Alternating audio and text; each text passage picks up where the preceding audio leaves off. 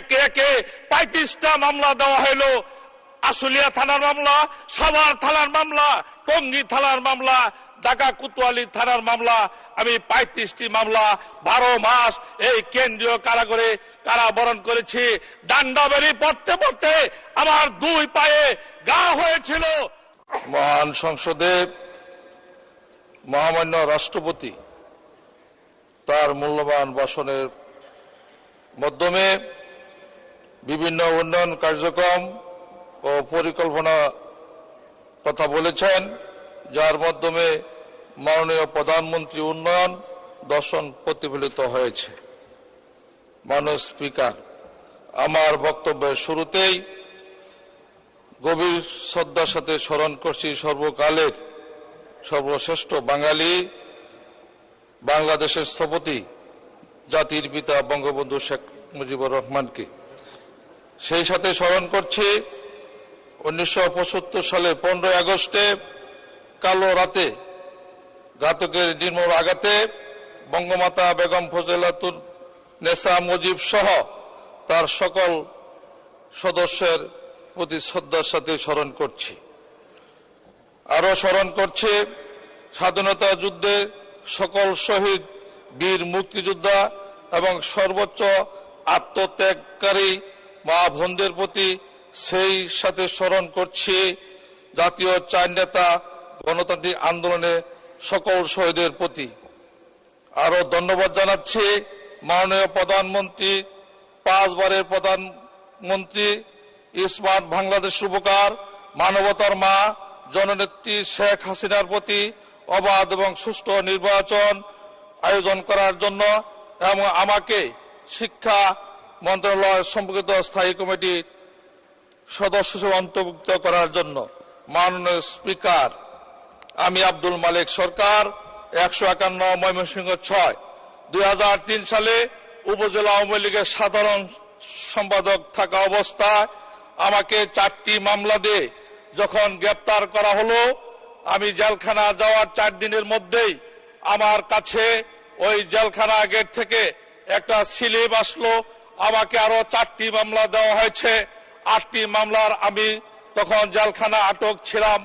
ইতিমধ্যেই 10 দিন না যেতেই ওই কোহিনুর এসপি, আইনুল হক ওসি আমার সাথে আমার অভিভাবকের মাধ্যমে অনেক দাবি দেওয়ার মাধ্যমে তাদের সাথে রফা না হওয়ার কারণে আমাকে ওই ময়মনসিংহ জেলখানা থেকে এই কেন্দ্রীয় কারাগারে ডান্ডা বেরি পরে আমাকে স্থানান্তর করা হলো। মাননীয় স্পিকার, আপনার মাধ্যমে আজকে আইনমন্ত্রী এখানে উপস্থিত আছেন, আমাদের স্বরাষ্ট্রমন্ত্রী উপস্থিত আছেন। আমার কি অন্যায় ছিল? আমি 9টি মাস ওই ডান্ডাবেরি অবস্থা কেন্দ্রীয় কারাগারে আমি কারাবরণ করেছি। আমার একটি মাত্র অপরাধ ছিল, আমি বঙ্গবন্ধুর আদর্শের সৈনিক, শেখ হাসিনার কর্মী। এছাড়া আমার জীবনে আর কোনোদিন কোন অপরাধের সাথে জড়িত ছিলাম না। একে একে 35টা মামলা দেওয়া হলো। আশুলিয়া থানার মামলা, সাভার থানার মামলা, টঙ্গী থানার মামলা, ঢাকা কোতোয়ালি থানার মামলা। আমি 35টি মামলা 12 মাস এই কেন্দ্রীয় কারাগারে কারাবরণ করেছি। ডান্ডা বেরি পড়তে পড়তে আমার 2 পায়ে গা হয়েছিল। শেষ পর্যন্ত আমার সকল মামলা জামিন হওয়ার পরেও আমাকে ওই জরুরি দ্রুত আইনে ডিটেনশন দিয়ে আমাকে ওই কেন্দ্রীয় কারাগারে আটকা রাখা হয়েছিল। আমার ওই আটকে রাখা শুধু শেষ নয়, ওই কোহিনুর এসপি আজকে বাংলাদেশে কোথায় আছে?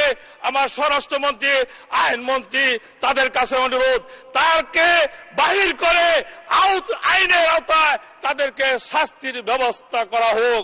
মাননীয় স্পিকার, আমি বলতে চাই, ওই 21 আগস্ট গ্রেনেড হামলা আমি ওখানে উপস্থিত ছিলাম।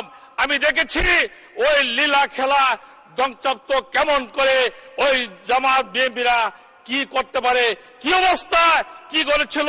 হাসরের ময়দানের মতো ছুটাছুটি করতেছিল। আইবি রহমান সহ ওই জায়গায় 24 জন মানুষ নিহত হয়েছিল।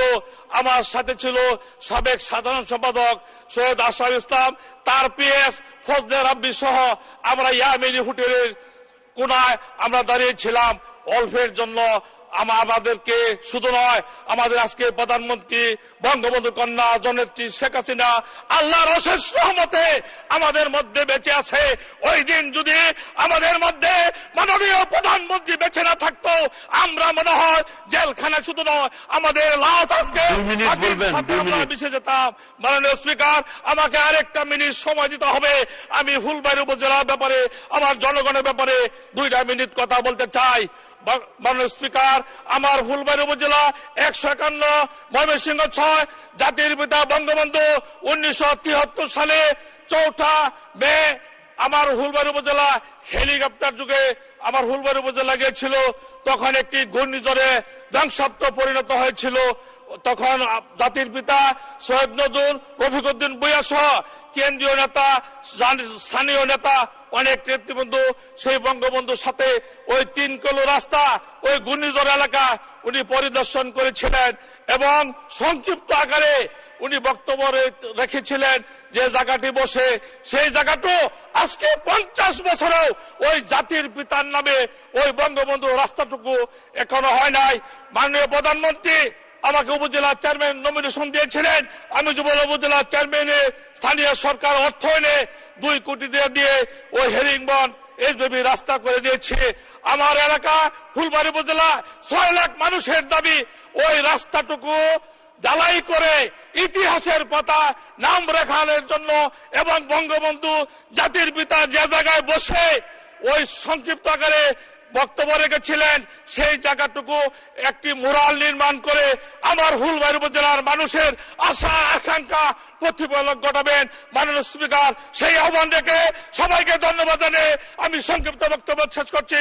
খুদা হাফেজ। জয় বাংলা, জয় বঙ্গবন্ধু। ধন্যবাদ। ধন্যবাদ মাননীয় সদস্য, আপনাকে অসংখ্য ধন্যবাদ।